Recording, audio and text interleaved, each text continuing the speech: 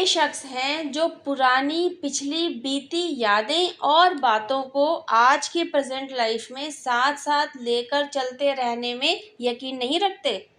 आपका व्यक्तित्व ही कुछ ऐसा रहा है कि आप हमेशा इसी बात में यकीन रखते रहे हैं कि पुराना पिछला जो भी रहा, नेगेटिव रहा पॉजिटिव रहा, उसे पीछे ही छोड़ा जाए और फोकस बस आज में और अपनी प्रेजेंट लाइफ में रखा जाए। अपनी सारी इंद्रियों पर आपकी कमांड भी बहुत अच्छी है।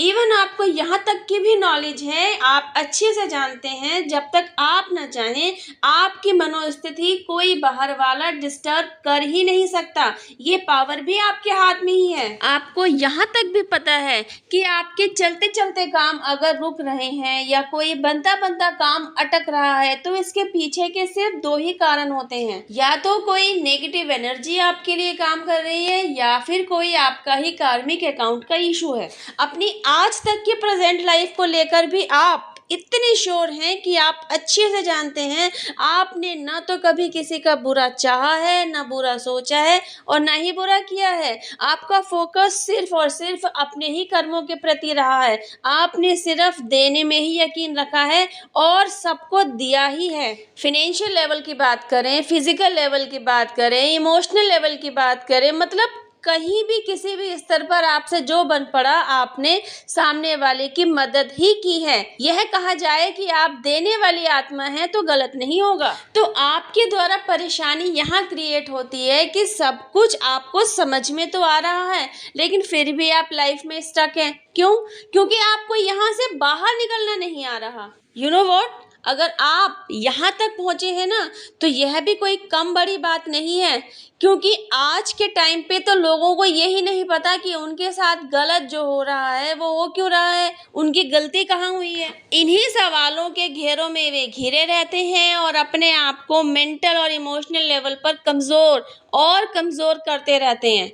मेरे जो व्यूवर्स सेल्फ एनालाइजेशन और इनर वर्क करते हुए यहाँ तक पहुँचे हैं उन्हें मेरी तरफ से शुभकामनाएं, और वे व्यूवर्स जो इस बात को और गहराई से समझना चाहते हैं उनके लिए एक एग्जाम्पल देती हूँ। महाभारत के बारे में कौन नहीं जानता। जो भी इससे रिलेटेड जानकारी रखते हैं वे कौरव और पांडव पक्ष के बारे में भी परिचित हैं और इनके पितामह के बारे में भी जानते हैं। इनके पितामह थे भीष्म।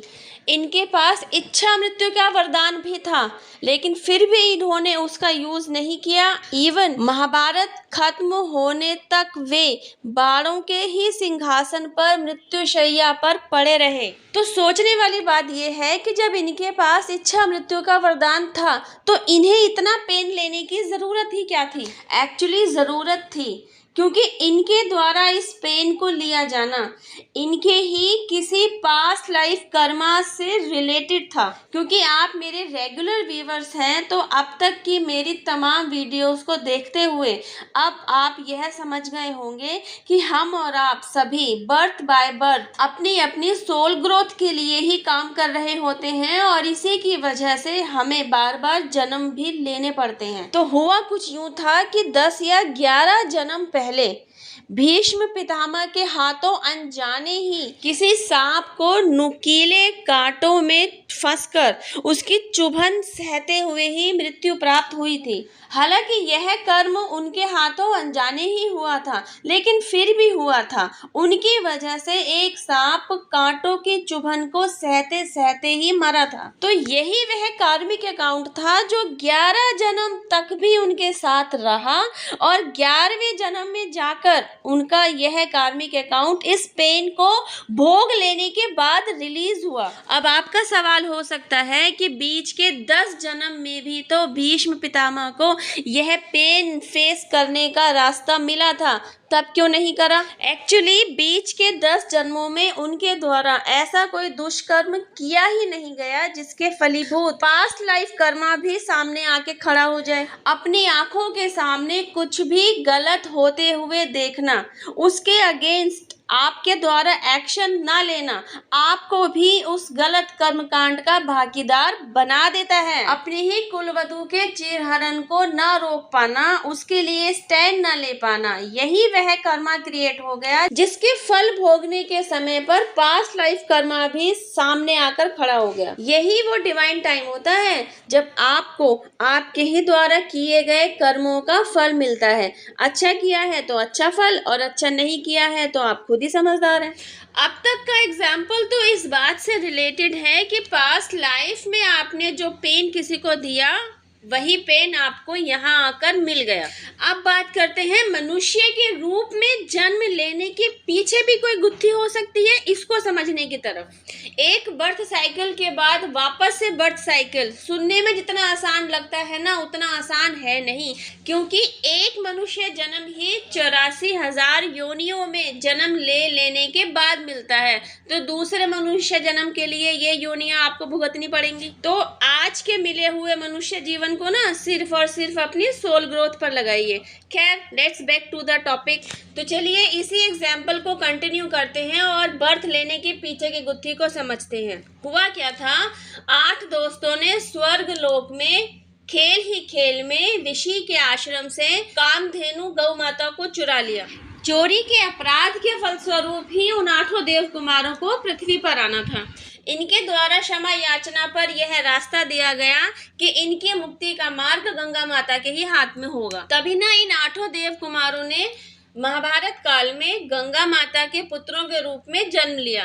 अब गंगा माता ने एक एक करके 7 पुत्रों को तो मुक्ति दिला दी, लेकिन ये 8वां देव कुमार मुक्ति पाने से रह गया। और ऐसा इसलिए हुआ क्योंकि उस चोरी में प्लानिंग और प्लॉटिंग का जो मास्टरमाइंड था ना, वह यही देव कुमार था। यहाँ समझने वाली बात यह है कि यह डिवाइन प्लान सिर्फ और सिर्फ भीष्म के मुक्ति मार्ग के लिए तैयार किया गया था। तो मेरे और आपके मुक्ति मार्ग के लिए ईश्वर ने न जाने क्या क्या डिवाइन प्लान पहले से ही बना रखे हैं। भीष्म की लाइफ साइकिल से रिलेटेड एग्जाम्पल आपको सिर्फ यही समझाने के लिए दिया गया कि जो कुछ भीष्म के साथ हो रहा था वह यकीनन हमारे और आपके साथ भी हो रहा है। बिना एफर्ट डाले अपने लाइफ में जब आप सुख की अनुभूति करते हैं और उसका क्रेडिट अपने कर्मों को देते हैं कि हमारा ही कुछ अच्छा किया हुआ हमारे सामने आ रहा है, तो जब लाइफ में आपके दुख की एंट्री होती है तो उसका क्रेडिट भी ईश्वर को देने की बजाय अपने आप को दिया करें और बोला करें कि आपका ही कुछ किया हुआ आगे आ रहा है। तो जैसे सुख को एक्सेप्ट कर लेते हैं, वैसे दुख फेस करने के टाइम को भी एक्सेप्ट कर लेना चाहिए।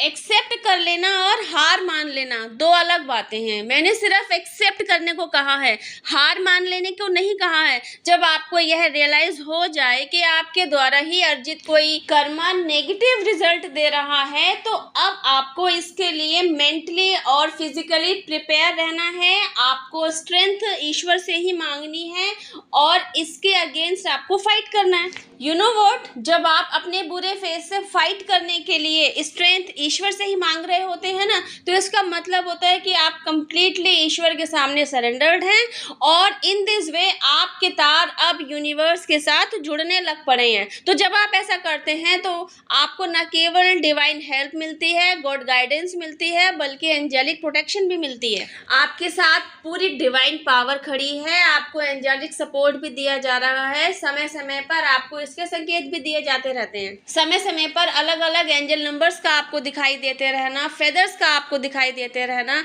आपको मोर की आवाज का सुनाई देते रहना, और भी न जाने कितने ही ईश्वरीय संकेत आपको दिए जाते रहते हैं। बस जरूरत होती है आपके अवेयर होने की। जब आप अवेयर होते हैं तो आपको गॉड गाइडेंस समझ में आने लगती है, आप उसको रिसीव करने के लिए सजग हो पाते हैं। एंड यू नो व्हाट, आपका अवेयर होना भी इतना आसान नहीं है। आपका अवेयर होना भी एक लंबा अवेकनिंग प्रोसेस होता है, लेकिन हाँ, अगर आप इस अवेकनिंग प्रोसेस से पार हो जाते हैं तो आप अवेयर हो जाते हैं और आप ईश्वर के और नजदीक हो जाते हैं। और आपकी सोल ग्रोथ के लिए जो काम किया जा रहा होता है, आप खुद उसको उसकी मंजिल तक पहुंचा पाते हैं। आई होप गाइस, वीडियो में दिया गया मैसेज कि हमारी और आपकी लाइफ में कुछ अच्छा या कुछ बुरा क्यों और कैसे घटित होता है, और ये दोनों पहलू घटित होने के जिम्मेदार हम खुद ही होते हैं। हमें इसे एक्सेप्ट करना है, दूसरे को ब्लेम नहीं करना है। ये सब कुछ आपको अच्छे से समझ में आया होगा। वीडियो पसंद आए तो शेयर टू अदर्स।